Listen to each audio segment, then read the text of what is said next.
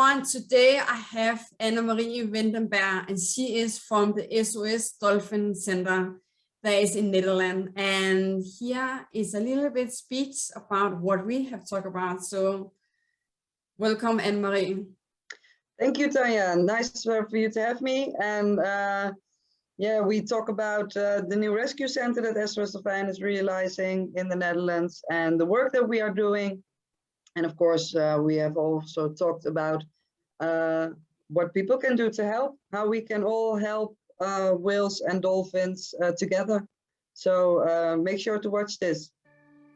Yes, and go to the link to this video, and you will get all the information on how you get hooked up to this amazing interview together with Annemarie Berg. So thank you so much. We hope to see you. We know we will see it. So goodbye, everyone. See you at the summit.